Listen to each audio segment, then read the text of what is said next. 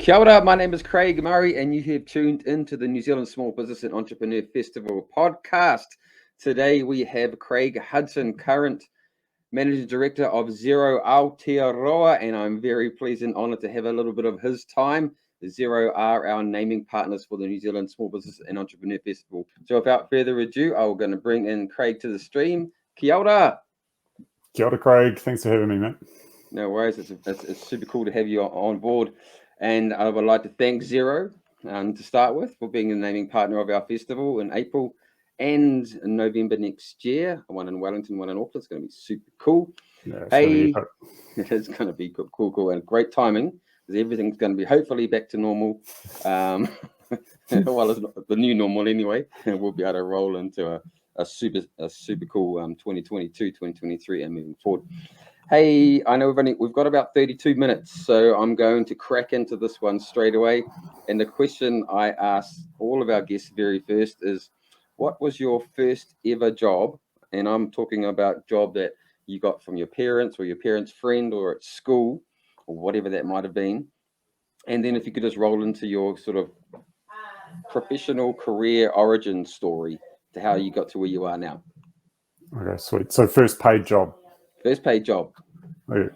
First paid job, when's that? Fifth form, was with a local scrub cutter. And so cutting sides of hills of people's properties with pretty meaty equipment. Started before school finished, but it sucked. I hated it because it then flowed into summer holidays and he got the job for the council. So we were pulling weeds and cutting stuff on Mount Maunganui, so I could see all my mates on the beach and hanging out at Copenhagen Cones while I'm sweating buckets. Just horrible. But I got money at least, which was awesome. A little bit of hard work never killed anybody. So that was the first official job. It's been a bit of a squiggly line to leadership where I am today, to be honest. And I don't think we're going to have time to be able to dive into it super deep. But I started off professional rugby was my ticket out because I didn't go to school to learn, really. School wasn't really for me. I failed everything. Sport was my happy place. So I was fortunate enough to be able to pull off a professional career for a few years and traveled the world and played with some incredible players under some incredible coaches. And then my body gave up. Got a virus that attacked my heart. So I was forced into retirement at 23. And I had to figure out what the hell am I going to do. Fell into sales because I had no other training.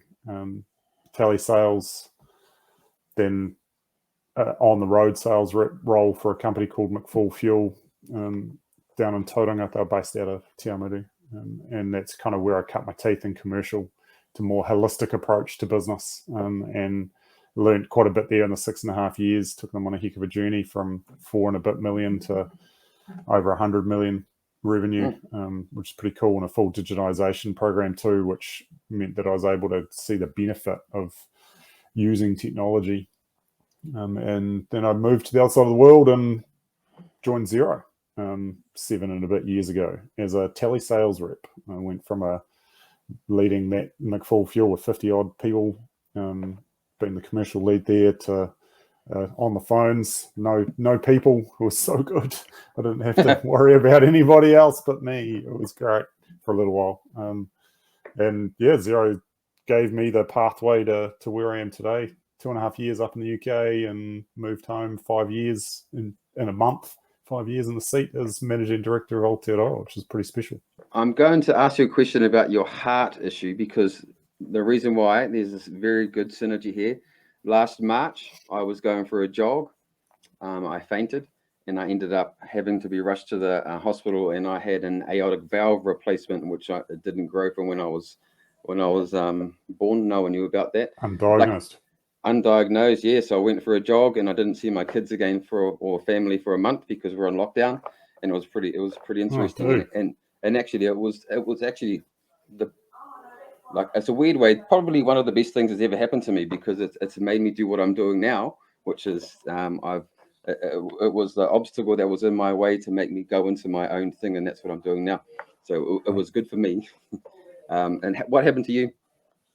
What happened to me? So we're I was in a really crap environment, to be honest. Worcester Warriors, the psychological safety was pretty much zero. The players were treated like shit. Coaches were pretty average.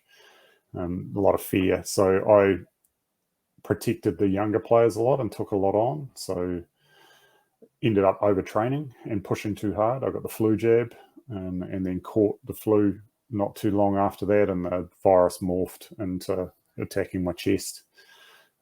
So I was training one day, similar story to you, Craig. I just running to the halfway line and back. They had a heart rate monitor on me because I wasn't feeling that great that morning anyway. Mm-hmm. I took that one off, put a new one on, went to the 22, and I can remember the physio, New Zealand guy, Keasty waving his arms at me, and I can't remember anything else. Got airlifted to hospital. My heart rate sat at about 260 beats a minute for 45 minutes. Almost tapped out. If I wasn't in peak performance, then I probably wouldn't be here today. But yeah, it was pretty scary, but that there wasn't anything structurally wrong, which is good. So no long-term hard impact, just effectively chronic fatigue issues. And I got to maintain what I do and pay attention to the physical activity that I do, because I can't do what I used to do. My body just doesn't cope. Well, there's some alignment there. We've both had some significant heart issues. And I'm similar. I take warfarin, so I can't have any or much alcohol, but I can do pretty much everything else apart from ride mountain bikes. How I used to ride them when I used to just do big jumps, and if you fall off, it's a little bit different. But anyway, that's not what we're here to talk about. We could talk about it though.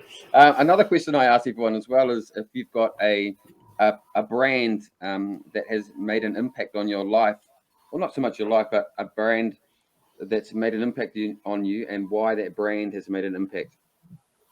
So I think we're talking a little while about this, Craig, and I think there's two for me, if I can go with two. So I think the first one, I'd have to go with the All Blacks. And being that from the age of 2, that was the dream, right, to be an All Black, and the mana and the essence that comes with that. But if you look at the recalibration of the All Black culture, that happened when was that? When a good chunk of the Canterbury team moved into the All Blacks, and we started to create this mantra of what the All Blacks was. You left the jersey in a better place.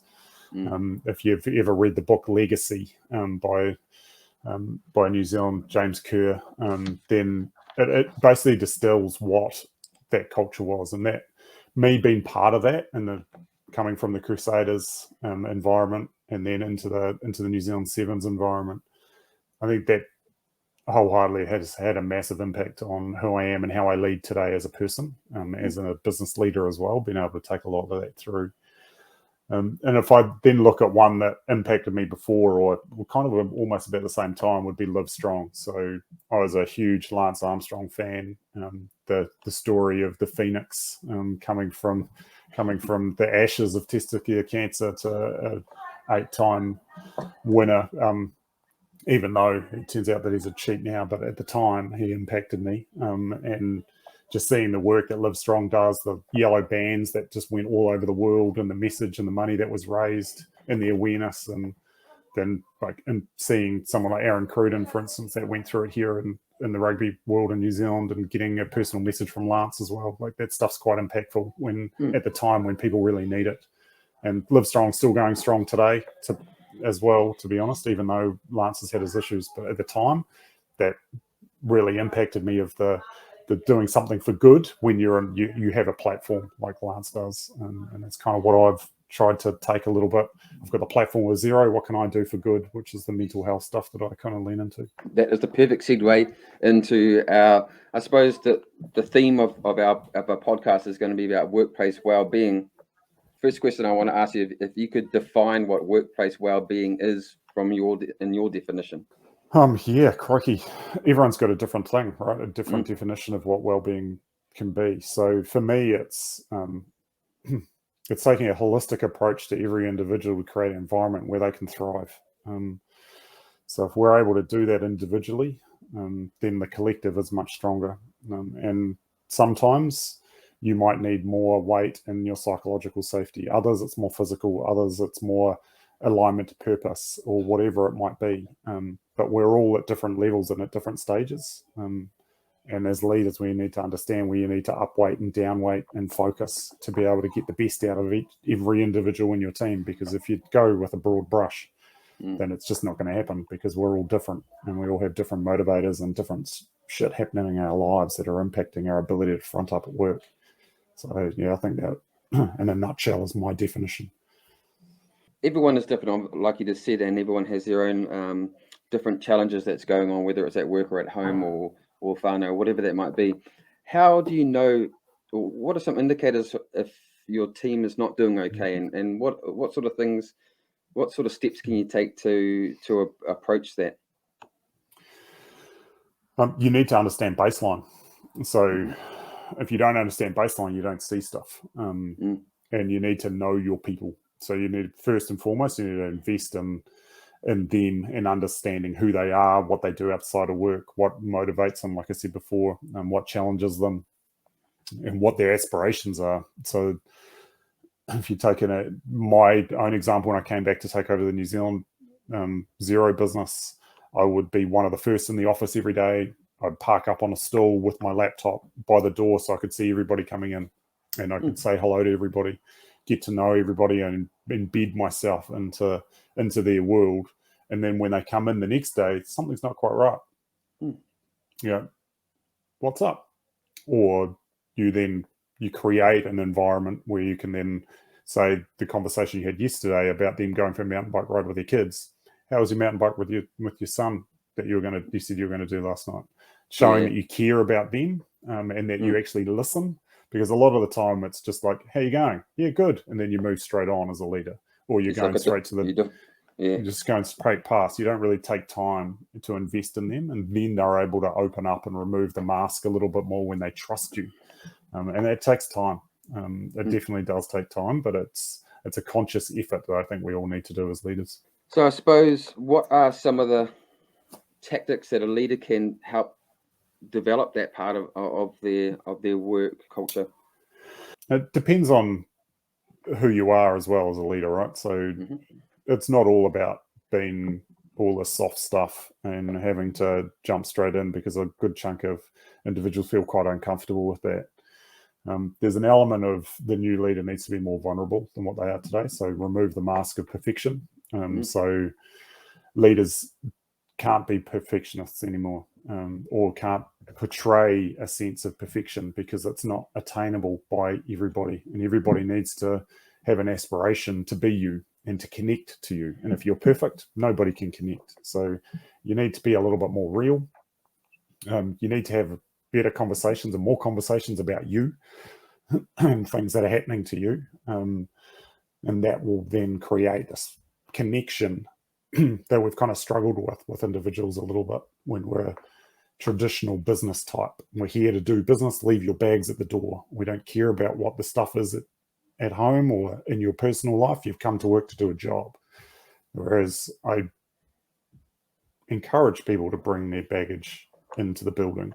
Because my kind of mantra is I want people to be able to leave my place of work in a better place than they arrived, because then that has a ripple effect to their household and to their community that we wouldn't be able to do if you just get them to leave their shit at the door and fake it. Okay, I don't want people to have to fake it like I did for many years. Yeah. And perfection is objective, isn't it, as well? So what's perfect for someone is not actually perfect for another one. And then if you're thinking, like as an example, for a piece of media or a bit of content, you might think that it's perfect, but it's really, when it goes out to your audience or your community that you're sending it to, it doesn't really matter if it's, you know what I mean?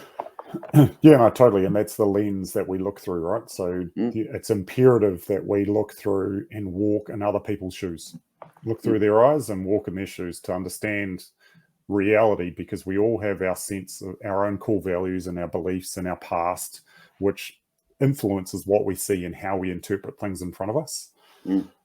But as a leader, you have to mirror the organization. You have to mirror your customers, and you have to mirror what's in front of you, not your own lens and your own perception, because majority of the time, 99%, your perception is wrong.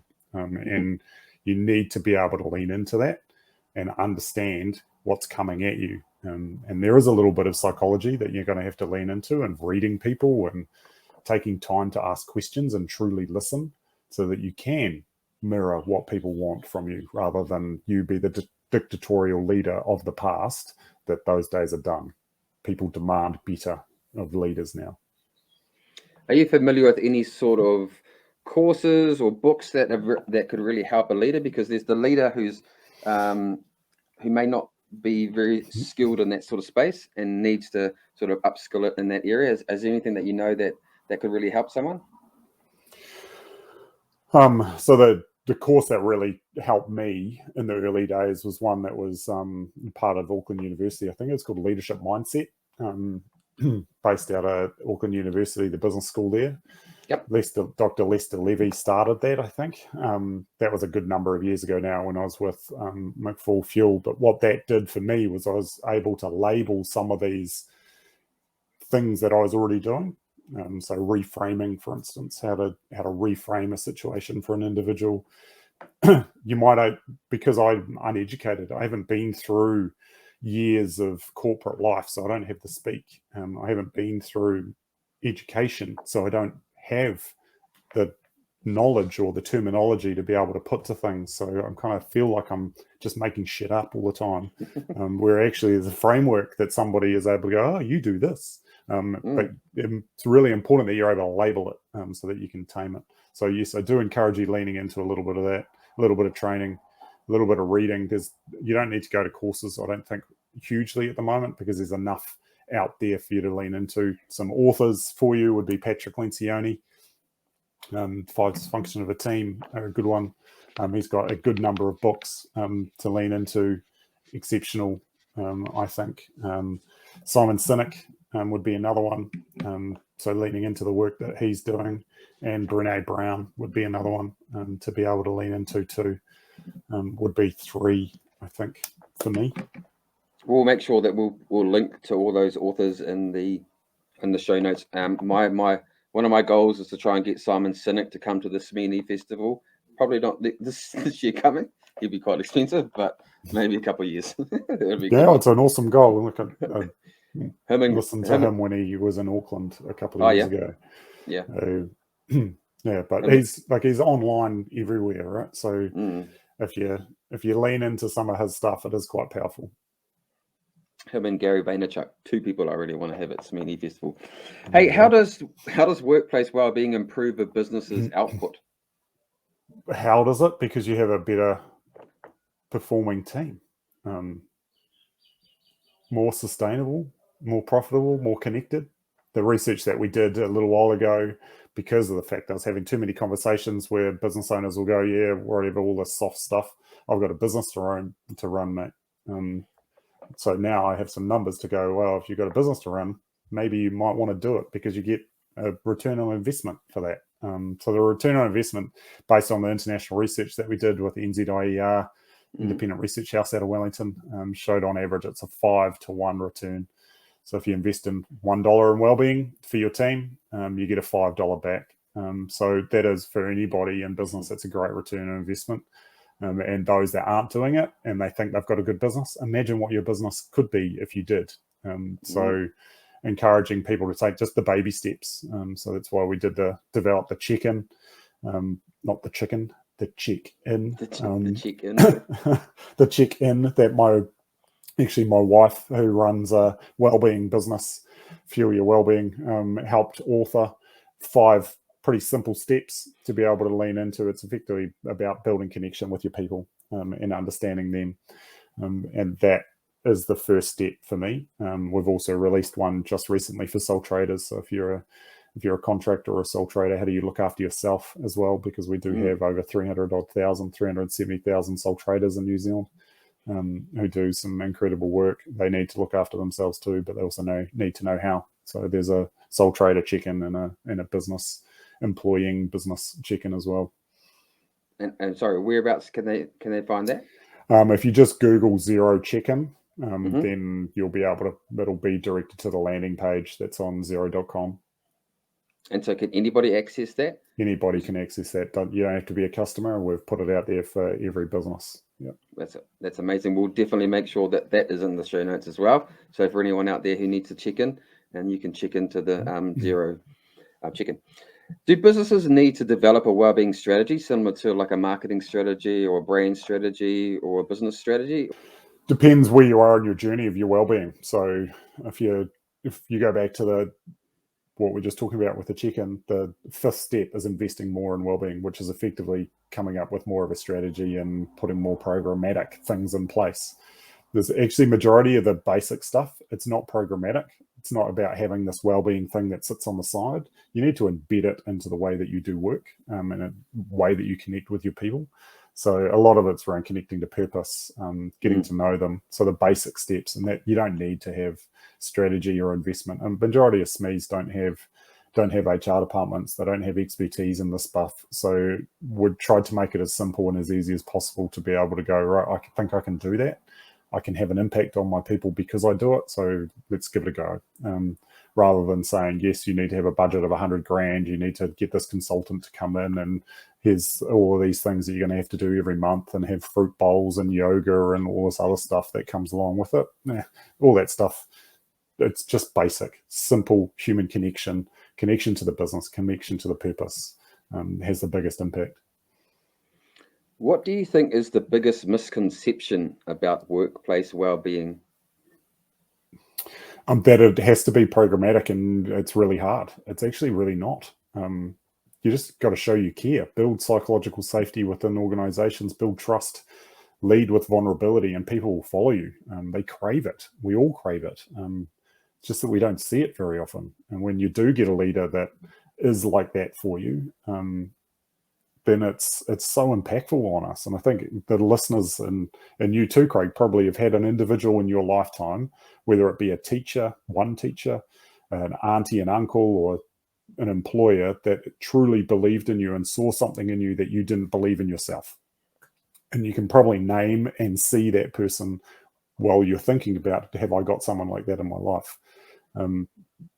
And I know I do. I've got someone that believed in me more than anybody else. And it is super impactful.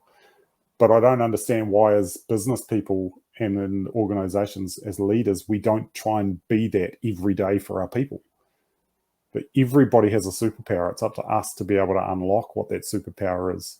And if it's not working, it's on us. We have to fix it. It's not the individual's problem. It's we haven't communicated properly. We haven't aligned them to purpose. They don't have role clarity, and that's on us. So how do we solve it rather than making it the individual's problem? My person is Pablo Ricard from Raglan. He was my Kyokushin, so I do martial arts.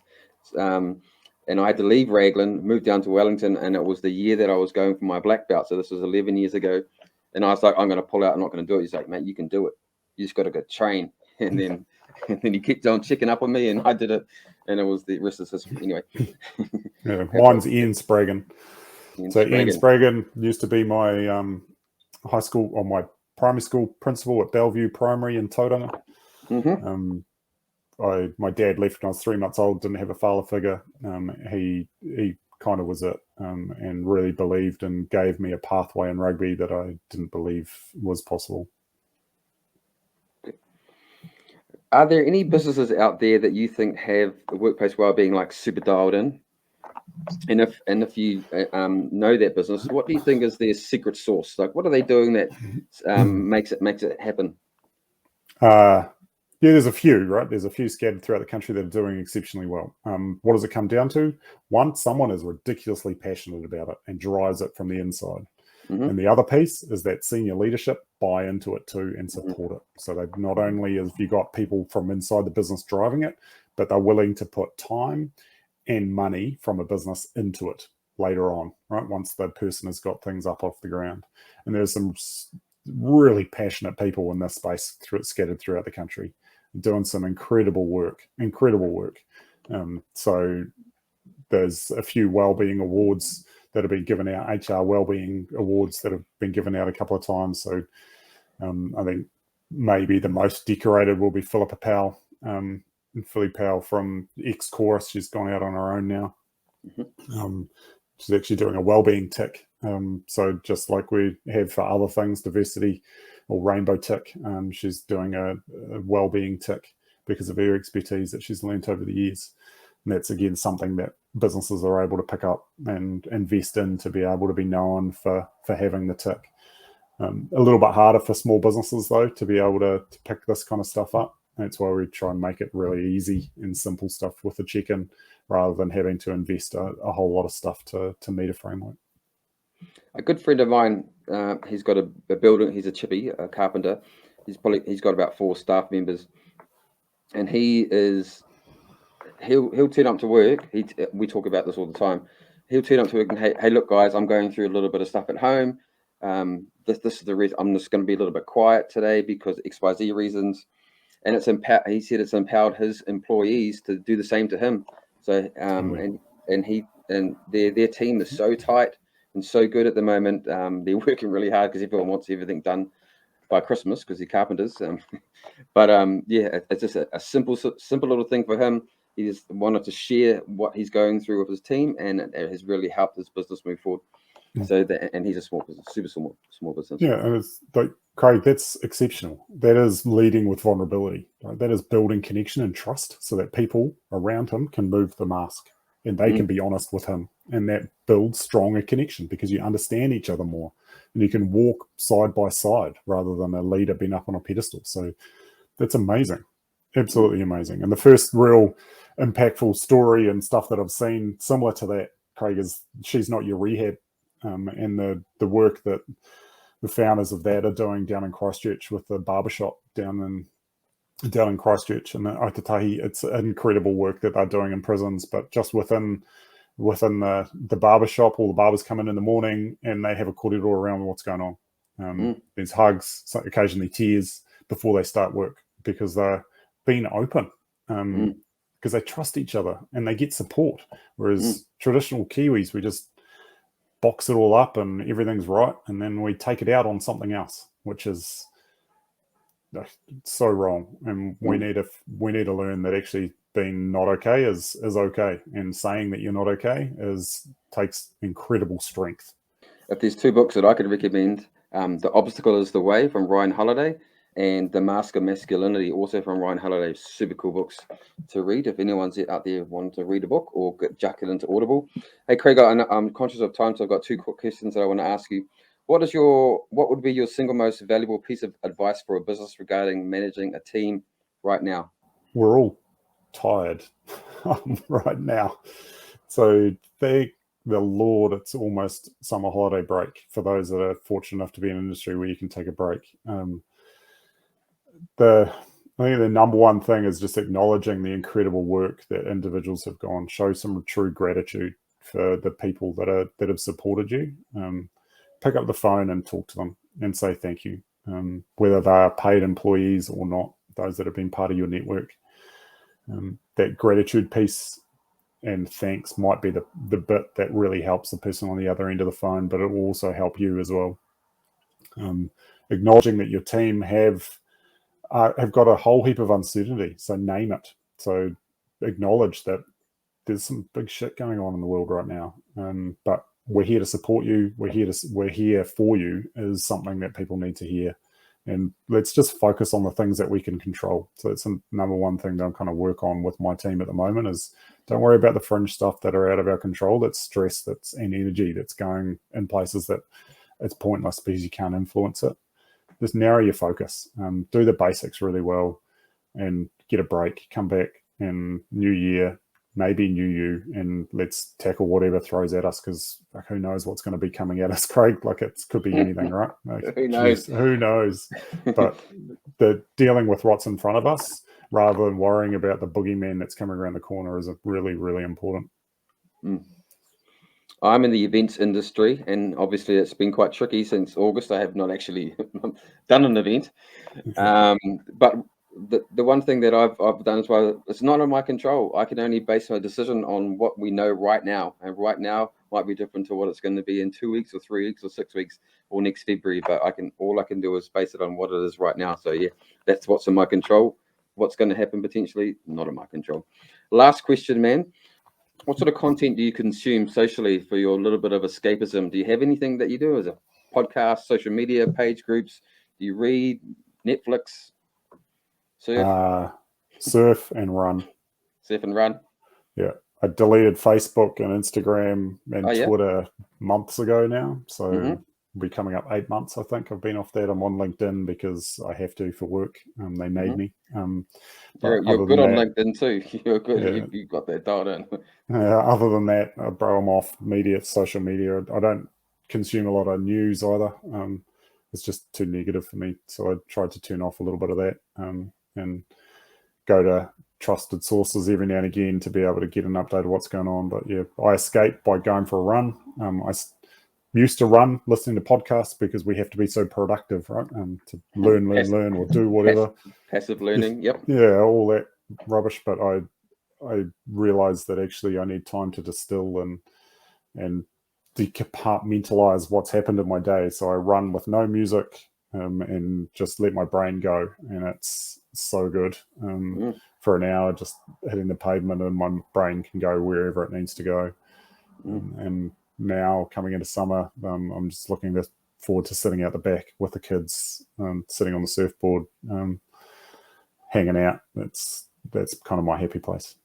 I don't know if you're tracking it at the moment, but there is a tropical cyclone coming down. It's currently in between the top of the North and Norfolk Island, so hopefully we're going to get a bit of a run of swell. I'm 35 minutes from the beach here. I used to live in Raglan for 11 years, but hey, the Mount Maunganui is pretty good as well on its day. Yeah, I'm currently sitting in Waihi Beach, so went out for a wave a couple of days ago. It wasn't too bad, but she's messy and a bit black at the moment. But yeah, look, I'm definitely tracking it, Craig. It should be swinging offshore tomorrow, so you'll be in for some waves down there for sure. Yeah, for sure. Nice.